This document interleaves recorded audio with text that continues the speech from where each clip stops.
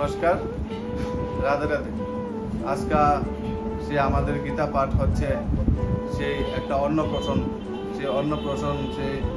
সেই ভাস্কর আচার্য এবং বর্ষা আচার্য ওনার যে ছেলের অন্নপ্রাশন, সেই অন্নপ্রাশন উপলক্ষে আমরা আজকে সেই ওনার বাড়িতে গীতা পাঠ আমরা একটু আলোচনা করবো আর কি। আপনারা একটু মন দিয়ে সবাই শুনবেন এবং যার উদ্দেশ্যে অন্নপ্রাশন হচ্ছে তাদেরকে একটু আপনারা সবাই মিলে আশীর্বাদ দিবেন। দেখুন, এই পৃথিবীর মধ্যে সবচেয়ে থেকে শ্রেষ্ঠ গুরুকে আমাদের শাস্ত্রের মধ্যে বেদ বলেন, রামায়ণ বলেন, মহাভারত বলেন এবং সেই গীতা বলেন, ভাগবত বলেন, সেই শাস্ত্রের মধ্যে লেখা রয়েছে যে মাতৃদেবে ভব, পিতৃদেবে ভব, আচার্য দেবে ভব। মানে কি, সেটাতে আমাদেরকে কি বোঝানো হয়েছে যে মাতা হয়েছে সবচেয়ে শ্রেষ্ঠ গুরু এবং পিতা শ্রেষ্ঠ গুরু। আচার্য মনে পড়ে, মাতা পিতার পরে তারপর আসে কে? সে আচার্য। তা আমাদের প্রথম কর্তব্য কি? সে আমরা মা বাবা কি করার উচিত? সে আমাদের যে ছোট বাচ্চা, এখন যে সে একটু একটু করে বড় হবে এবং একটু একটু বড় হবে, যে আমরা কিভাবে সেই বাচ্চাকে কিভাবে বড় করব। দেখুন, সেই বাচ্চা কিরকম, যেরকম মনে করবেন কাঁচা বাঁশ এবং যে কাঁচা মাটি, সে কাঁচা বাঁশ এবং কাঁচা মাটি, আমরা সে কাঁচা বাঁশ দিয়ে কাঁচা মাটি দিয়ে যেভাবে আমরা সেটাকে বানাবো, যে মূর্তি বানাতে আমরা চাইবো সেই মূর্তি আমরা বানাতে পারবো। আর যদি সেই বাঁশ যদি একদম পরে পাকা হয়ে যায়, সে পাকা বাঁশ দিয়ে আমরা কিছু করতে পারবো না এবং সেই শক্ত মাটি দিয়ে আমরা কিছু করতে পারবো না। তো তাহলে আমরা কি করার উচিত? সময় থাকতে থাকতে আমরা যাতে আমাদের সেই বাচ্চাদেরকে সুন্দর করে সংস্কার দিয়ে, সেই শ্রীকৃষ্ণের মতন সংস্কার, সেই রামের মতন, সেই প্রহ্লাদের মতন, সেই ধ্রুবের মতন সংস্কার যাতে আমরা ভাই দেই। দেখুন, এখন বর্তমান সমাজের মধ্যে মাতা বলেন, পিতা বলেন, এখন করছে কি, সেই ছেলে মেয়েদেরকে কি করছে? শুধু কম্পিটিশন মার্কেট এখন চলছে বর্তমান সমাজের মধ্যে, দেশের মধ্যে। মানে কি, পড়াশোনা শুধু পেছনে ভাগছে যে আমার ছেলে উচিত উঁচু পড়াশোনা করবে, আমার মেয়ে উচিত উঁচু পড়াশোনা করবে। সে পড়াশোনা করবে কি করার জন্য? চাকরি করার জন্য। কি করার জন্য? যাতে আমার ছেলে আমার মেয়ে ভালো চাকরি পায়। দেখুন, প্রথমে যে তাদের যে বুদ্ধি ছোট হয়ে রয়েছে, কারণ ছেলে মেয়েদেরকে পড়াশোনা করাচ্ছে কি করার জন্য? চাকর হওয়ার জন্য, মালিক হওয়ার জন্য না ভাই। তাই আমাদের ছেলে মেয়েদেরকে যখন আমরা লেখাপড়া করাবো, তাদেরকে প্রথম শিক্ষা কি দেওয়া উচিত? প্রথম শিক্ষা দেওয়া উচিত যাতে সেই ছেলে দেশের যাতে কল্যাণকারী হয়, সেই ছেলে যাতে সমাজের কল্যাণকারী হয়, সেই ছেলে যাতে আমাদের পরিবারের কল্যাণকারী হয়। সেই ছেলে কিভাবে হবে ভাই সে কল্যাণকারী? যদি আমরা সেই সৎসঙ্গ এবং সৎ জ্ঞানের সাথে যদি আমরা যুক্ত না থাকি, তাহলে আমাদের ছেলে মেয়েদের সংস্কার কিভাবে দেবো ভাই? তা দেখুন, এখন বর্তমান সমাজের মধ্যে লেখাপড়া তো বহুত অনেক হচ্ছে, টাকা পয়সা সব কিছুই আছে ভাই, কিন্তু কি নাই? শান্তি নাই। কি নাই? শান্তি নাই। তো এই শান্তি যদি না থাকে, আপনি টাকা দিয়ে কি করবেন? সেই শাস্ত্রের মধ্যে যেমন বলেছে মাতা পিতা সবচেয়ে বড় গুরু, তেমনি আবার শাস্ত্রের মধ্যে বলে দিয়েছে মাতা পিতা হচ্ছে আবার সবচেয়ে বড় শত্রু। কিন্তু মাতা পিতা সবচেয়ে বড় শত্রু কখন হবে? যখন সেই বাচ্চার কাছে বড় হয়ে সবকিছু থাকবে কিন্তু শান্তি থাকবে না, তখন সেই পিতাটা কি হয়ে যাবে? সবচেয়ে বড় ভাই শত্রু হয়ে যাবে। তাই এখন আমাদের সেই ছেলে মেয়েদেরকে মাতা এবং পিতা দুজন মিলে ভালো করে সংস্কার দিয়ে তাদেরকে বড় করা উচিত। দেখো না, সেই মা দেবে কি সংস্কার এবং পিতা কি দেবে? বিবেক। দুজনের দরকার রয়েছে ভাই একটা ছেলে মেয়েদেরকে পালনা করার জন্য। তো এখন আমাদের সেই ছেলে মেয়েদেরকে শ্রেষ্ঠ সংস্কার ভাই পালনা দেবে। যেমন দেখুন না, সেই রামচন্দ্রকে কে জন্ম দিয়েছে? কৌশল্যা, ঠিক না? সে কৃষ্ণকে জন্ম কে দিয়েছে? দেবকী মা। এবং সেই পালনা কে দিয়েছে? সেই যশোদা মা। কিন্তু রাবণকে কে জন্ম দিয়েছে? সে রাবণের মার নাম কি? কে কিসা? বাবার নাম কি ছিল? বিশ্ববামুনি। মা কি বলতো সে রাবণকে? যে আমার বংশ হয়েছে কি বংশ? অসুর বংশ, এবং তোমার পিতার বংশ হয়েছে দেবতা বংশ। এখন আমি তোমাকে বলছি তুমি সেই অসুর বংশের নাম উজ্জ্বল করবে এবং অসুর বংশের নাম তুমি উজ্জ্বল করে তারপর তুমি সেই দেবী দেবতাকে পরাজিত করবে। সেটা হচ্ছে তোমার কাম। আমি তোমাকে আদেশ দিয়েছি, তুমি আমার মার আদেশ তুমি রাবণ পালন করবে। তখন সেই রাবণ কার কাছে জিজ্ঞাসা করলো? সে বাবার কাছে, সে পিতার কাছে গিয়ে জিজ্ঞাসা করলো যে পিতা, আমি এখন কি করব? আমি কি এখন মার আদেশ পালন করব না আপনার কথা শুনবো? তখন সেই বাবা কি বলেছে যে আমাদের শাস্ত্রের মধ্যে লেখা রয়েছে মাতৃদেবে ভব পিতৃদেবে ভব। মাতা যে কথা বলেছে সেই কথা তুমি পালন করো আদেশ। কিন্তু তখনকার বুদ্ধি ছিল একরকম, কিন্তু সে কৃষ্ণের বুদ্ধি কি? কৃষ্ণ বুদ্ধি কি দিয়েছে আমাদের সেই মহাভারতের মধ্যে? যে মা যদি কোনো ছেলে মেয়েদেরকে আসরিক শিক্ষা দেয়, সেই মা কি হচ্ছে এখন বর্তমান সমাজের মধ্যে? রোজ কান্না করছে। কি করছে? রোজ কান্না করছে। তাই এখন দেখুন সেই রাবণকে, একটা রাবণ কে বানিয়েছে? মা বানিয়েছে। মা কিন্তু রাবণকে রান্না করে খাবার খাওয়াইতো, দুধ খাওয়াইতো। রাবণ একজন শ্রেষ্ঠ ছিল, কিন্তু সেই রাবণকে সংস্কার দিয়ে একদম পুরা অসুর বানিয়ে দিয়েছে। তাই এখন আমাদের সেই ছেলে মেয়েদেরকে যদি আমরা সংস্কার দিতে হয়, তাহলে সেই যশোদা মার মতন সংস্কার যদি দিতে হয়, তাহলে বলেছে সেই সুনীতির মতন সংস্কার যদি দিতে হয়, তাহলে বলেছে সেই কৈতি মাতার মতো সংস্কার দিতে। তাহলে আমাদের ঘরের মধ্যে যে বাচ্চা জন্ম হবে, বড় হবে, সে বাচ্চার নাম কি থাকবে? প্রহ্লাদ। সে বাচ্চার নাম কি থাকবে? ধ্রুব। সে বাচ্চা কি থাকবে? রাম। সে বাচ্চা কি থাকবে? কৃষ্ণ। কিন্তু এখন সবাই সেই দেশের মধ্যে বলেন, সমাজের মধ্যে বলেন, সেই রাম এবং কৃষ্ণের মতন আত্মা, ধ্রুব এবং প্রহ্লাদের মতন আত্মা একদম পুরো গায়েব হয়ে গেছে। এর জন্য দায়ীকে মা এবং পিতা। তারা শুধু ভাগছে কিসের পিছনে? সেই টাকার পিছনে, সুখের পিছনে ভাগছে। কিসের পিছনে ভাগছে? সুখের পিছনে ভাগছে, কিন্তু শান্তির পিছনে কেউ ভাই এই বর্তমান যুগের মধ্যে ভাগদৌর করছে না। সৎসঙ্গের পেছনে কেউ ভাগছে না, সেই গীতার জ্ঞানের পেছনে কেউ ভাগছে না। ভাগছে কিসের পেছনে? টাকার পিছনে, সুখের পেছনে ভাগতে ভাগতে সেই জীবন শেষ করে দিচ্ছে। আমাদের সেই মানুষের জীবন কত বছর? 60-70, কেউ 70-90, এতটুকুই তো। 70 এবং 90 বছরের মধ্যে দেখেন আমরা কি করি? 30 বছর কাটিয়ে নেই সে পড়াশোনা করতে করতে, আর বাকি 30 বছর কাটিয়ে নেই ঘর বাড়ি এবং ব্যাংক ব্যালেন্স করতে করতে। তারপর বয়স কত হয়ে যায়? 60। তো 60-এর পরে আর জীবন কতটুকু থাকে? 60 বছর পর্যন্ত আমরা কি করছি? সে বাঁচছি সুখের পেছনে, কিন্তু সুখের লাগল আমরা আর কোনদিন পাচ্ছি না ভাই। তাই এখন দেখুন সে আমাদের হাতে আমাদের ভাগ্য। ভগবান বলেছে যদি আমাদের হাতে আমাদের ভাগ্য থাকে, তাহলে সে ভাগ্য খুলবে কি করে? ভগবান বলেছে যে বিন সৎসঙ্গ বিবেক না হই, মানে কি আমাদের সৎসঙ্গ ছাড়া আমাদের বিবেক কোনোদিন খুলবে না। আমাদের বিবেকের মধ্যে সে তালা পড়ে রয়েছে এবং আমাদের বিবেক জাগ্রত হবে না। আমরা নিজেরা যতই চালাক মনে করি না কেন, চালাক তো সে শুকনি মামা ছিল এবং সেই চালাক তো সেই কৃষ্ণ ছিল। তো ভগবান বলেছে শুকনি মামা যে চালাক ছিল, কি হয়েছে? সে নিজে তো ধ্বংস হয়েছে, সঙ্গে পুরো 100 কৌরব ধ্বংস করে দিয়েছে। আর কৃষ্ণ কি ছিল? চতুরাই ছিল। কৃষ্ণ কি করেছে? সে দেশকে রক্ষা করেছে এবং সেই সমাজকেও রক্ষা করেছে। তাই এখন চয়েস আমাদের সেই শকুনি মামাকে, শকুনি মামা কিন্তু বাইরে নাই কোথাও। শকুনি মামা আমাদের ভিতরে রয়েছে। সংশয় বুদ্ধি আমাদের ভিতরে রয়েছে। সংশয় বুদ্ধি মানে কি? যে আমি কি ভগবানের জ্ঞান কি নেব কি নেব না। ভগবানের জ্ঞান যদি আমরা শ্রবণ করি, তাহলে আমাদের জীবনে কোনো লস হবে না, কোনো ক্ষতি হবে না, লাভ ছাড়া। এই যে দেখেন আপনারা একটু সময় এখানে বসে রয়েছেন, আপনাদের কি কোনো লস হয়েছে? আপনারা জীবনের যত বছর এখন হয়েছে, যার আয়ু যত বছর, যে এতক্ষণ টাইম আপনারা এখানে আধা ঘন্টা বসেছেন, সে আধা ঘন্টা আপনারা কোনো পাপ কর্ম করেননি। সে আধা ঘন্টা আপনাদের জীবনে আজকে জীবন আপনার আধা ঘন্টা সে শ্রেষ্ঠ জীবন আপনারা কাটিয়েছেন। কারণ সে আধা ঘন্টার মধ্যে আপনাদের মনে কোনো মন এবং বুদ্ধিতে কোনো পাপ ভাবনা আসেনি ভাই।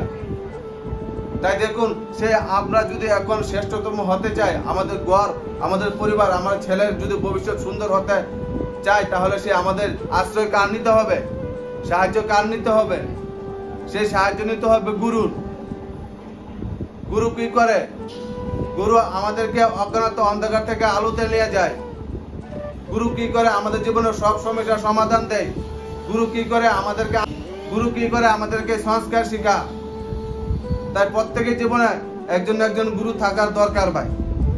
যতক্ষণ পর্যন্ত দেখুন না, আজকে থেকে যখন আমরা ছোট ছিলাম তখন দেখতাম অনেক বয়স্ক ব্যক্তি যারা ভগবানের ভক্ত, তারা দেখবেন অনেকে বাড়ি যখন আসতো তখন বলতো, তুমি গুরুদেবের নাম নিয়েছো কিনা? যখন বলতো আমি না গুরুদেবের নাম নিয়েছি, এখন তো নেইনি, তার হাতে শুদ্ধা জল পান শুদ্ধা করতো না ভাই। কিন্তু দেখুন এখন সেই বর্তমান সমাজের মধ্যে কিসের গুরু কিসের কি এই চলছে। সকাল থেকে রাত্র পর্যন্ত কার পিছনে ভাগছে? সে বলিউডের পিছনে ভাগছে, সেই সিরিয়ালের পিছনে ভাগছে। দেখুন আজকে থেকে 40-50 বছর আগে সে মীনা কুমারী যখন ডান্স করতো, সারা ভারতবর্ষ ওনার সঙ্গে ডান্স করতো। সেই রাজেশ খান্না যখন সেই গাড়ি নিয়ে রাস্তার পাশে গিয়ে দাঁড়াতো, সেই গাড়ি রাজেশ খান্নাকে না পেয়ে সে পুরা গাড়িকে লিপস্টিক দিয়ে সাজিয়ে রাখতো সে মেয়ে কন্যারা। কিন্তু আজকে দেখুন রাজেশ খান্নার কোনো অস্তিত্ব আছে? সে মীনা কুমারী কোনো অস্তিত্ব আছে?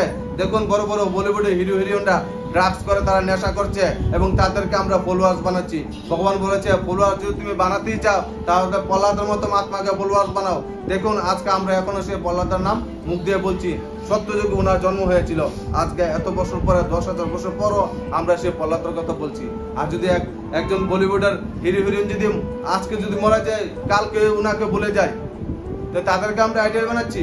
ভগবান বলছে আইডল যদি বানাতে হয় তাহলে কৃষ্ণকে আইডল বানান, আইডল যদি বানাতে হয় তাহলে রামকে আইডল বানান। সেই সিরিয়ালের হিরো হিরোইনকে আইডল না বানিয়ে সিরিয়ালের মধ্যে কি দেখায়? ভগবান বলেছে পারমাণবিক বোমা তো বানিয়েছে সব দেশকে ধ্বংস করার জন্য। এখন বর্তমান সমাজের মধ্যে পারমাণবিক বোমা লাগছে না দেশ ধ্বংস করার জন্য, দেশ ধ্বংস হয়ে যাচ্ছে সেই সিরিয়ালের কারণে। একটা খবরে সেই সিরিয়ালের কারণে পুরা দেশ ঘরের মধ্যে পারমাণবিক বোমা পড়ে রয়েছে এবং সিরিয়াল থেকে থেকে শাশুড়ি বউ সব যুদ্ধ, একের পর এক যুদ্ধ চলেই যাচ্ছে ভাই। তাই এখন দেখুন প্রত্যেক ঘরের মধ্যে সে সিরিয়ালের বদলায় আমাদের কি আনতে হবে? সে রামায়ণ মহাভারত আনতে হবে। যে সিরিয়ালের বদলে আমাদের কি আনতে হবে? সে মহাভারতের গীতার জ্ঞান আমাদের আনতে হবে এবং শিখতে হবে। শিখে তারপর আমাদের যে নেক্সট জেনারেশন তাদেরকে শ্রেষ্ঠ সংস্কার দিয়ে যাতে আমাদের পরিবারও যাতে কল্যাণ হয় এবং সেই সমাজকে যাতে কল্যাণ করতে পারে। তাই দেখুন এখন আমাদের সেই ভাগ্য আমাদের হাতের মুঠে। এখন ভগবান বলেছে চয়েস হয়েছে কার? আমাদের ভাই। সে আমাদের সেই ছোট্ট ছোট্ট শিশু এদেরকে যুক্ত করা সে ভগবানের সঙ্গে ভাই। যতক্ষণ পর্যন্ত সে ভগবানের সঙ্গে যুক্ত না হবে, যতক্ষণ পর্যন্ত আমরা সেই মা বাবা যুক্ত না হব, ততক্ষণ পর্যন্ত এরা কিভাবে যুক্ত হবে? সেই ধ্রুবকে বানান। দেখুন এখনো অমর হয়ে রয়েছে সে ধ্রুব তারা হয়। মা কে ছিল? সুনীতি ছিল। কে বানিয়েছে? ভগবান। সে ধ্রুবকে সে সুনীতি মা, সে নারায়ণ লাভ করেছে ভাই সে 5 বছর থাকতে। আর আমাদের বয়স ওখানে হয়েছে কত? 50, কেউ 70, কেউ 60, কিন্তু এখনো সে ভগবানের সঙ্গে আমাদের কানেকশনই লাগে না। ভগবান সে আমাদের শাস্ত্রের মধ্যে সুনীতি ছিল। কি বলেছে প্রহ্লাদকে, সে ধ্রুবকে, যে তোমার জন্ম হয়েছে কিসের জন্য? পরম পদ পাওয়ার জন্য। কিসের জন্য? পরম পদ। তোমার জন্ম রাজপথ পাওয়ার জন্য হয়নি। কিন্তু এখনো বর্তমান দেশের মধ্যে বলেন, সমাজের মধ্যে বলেন, কিসের পিছনে ভাগছে? সে রাজপথের পেছনে ভাগছে না। কিন্তু সে ভগবান তো আমাদের শাস্ত্রের মধ্যে বলে দিয়েছে যে প্রত্যেককে পরম পদ পাওয়ার অধিকার দিয়েছে ভাই। পরম পদ মানে কি? পরম পদ অর্থ কি? শ্রেষ্ঠ পদ। শ্রেষ্ঠ পদ কত অর্থ কি? সে ভগবানকে পাওয়া। সে ভগবানকে যে পেয়েছে সেই ব্যক্তি থেকে উচ্চায় পৃথিবীর মধ্যে আর কেউ নাই ভাই। তাই এখন দেখুন সে আমাদের কাছে আমাদের ভাগ্যের হাতের লেখা আমরা নিজে লিখতে পারবো যদি আমরা সেই জীবনটাকে একটু চিনি। আমরা সেই গীতার, আমরা যে রোজ সকাল বিকাল রোজ যে সৎসঙ্গে গীতা পাঠের কথা আলোচনা করি, গীতা কথার অর্থ গীতা কথার অর্থ কোনো লস না। গীতা কথার অর্থ কোনো লস না। গীতা মানে কি? তোমার জীবনে শুধু লাভ একমাত্র গীতাই দেবে। আমরা হিসাব করি যে আধা ঘন্টা এবং 1 ঘন্টা গীতার জ্ঞানের সময় আমরা দেব না, কিন্তু আজে বাজে সময় আমরা ভাই দিয়ে দিব। আজে বাজে সময় আমরা দিয়ে লাভ কি হচ্ছে ভাই? দিন দিন দিয়ে অবনতি হচ্ছে, উন্নত কোথায় আমরা হচ্ছে ভাই? তো ভগবান গীতা তোমাদেরকে কি করবে? গীতা আমাদেরকে অশান্তি থেকে মুক্তি দেবে। গীতা আমাদেরকে কি দেবে? গীতা আমার নিজের জীবনের সঙ্গে পরিচয় করিয়ে দেবে। সৎসঙ্গ কি করবে আমাদেরকে? সৎসঙ্গ আমাদেরকে নিজের ভিতরে যে অশান্তির আগুন জ্বলছে সেই অশান্তির আগুন নিভিয়ে দেবে এবং শান্তির বাতাবরণ সৃষ্টি করে দেবে। গীতা কি করবে? গীতা আমি যে কে আমার সঙ্গে পরিচয় করিয়ে দেবে। আমি কে, কোথায় থেকে আসলাম, কোথায় আমি যাব, আর কি করার কথা, আর আমি কি করছি। গীতা মানে কি? দর্পণ, মানে একটা আয়না। প্রত্যেকদিন তোমার কর্মটা, তোমার কি কর্মটা তুমি এই আয়নার মধ্যে দেখতে পারবে যে তুমি শ্রেষ্ঠ কর্ম কতটুকু করলা এবং নিকৃষ্ট কর্ম তুমি কতটুকু করেছো। তারপর সে আমাদের জীবনের সিদ্ধান্ত আমরা করতে পারবো যে আমরা আমার জীবনটা এবার কোন দিকে নিয়ে যাবো ভাই। গীতা কোনো লস না, লাভ ছাড়া। আমরা ভাবি কিভাবে যে গীতা যদি আমরা একটু পড়াশোনা করি তাহলে আমার কি করতে হবে? আমরা সংসার ধর্ম ত্যাগ করে একদম পুরো আমরা সন্ন্যাসী হতে হবে, সেটা না তো। যে গীতা পড়লে আমরা যে কোন কর্মটা করলে আমাদের জীবনে অশান্তি আসবে সেই কর্মটা আমরা জেনে যাব, এবং কর্মটা করার আগে আমরা বুদ্ধি বিবেক জাগ্রত হয়ে যাবে। যদি আমি সেই কর্মটা করি, আমার পেছনে আজকে অশান্তি না আসলো 5 বছর পরে এবং 5 মাস পর হলো আসবে, তাহলে আমি কি করবো? এই কর্মটা আমি ভাই করবো না। সে কর্মের সঙ্গে পরিচয় করা যায় আমাদের জীবনে অশান্তি থেকে মুক্তি দেওয়ার জন্য। তাহলে খারাপ কোথায়?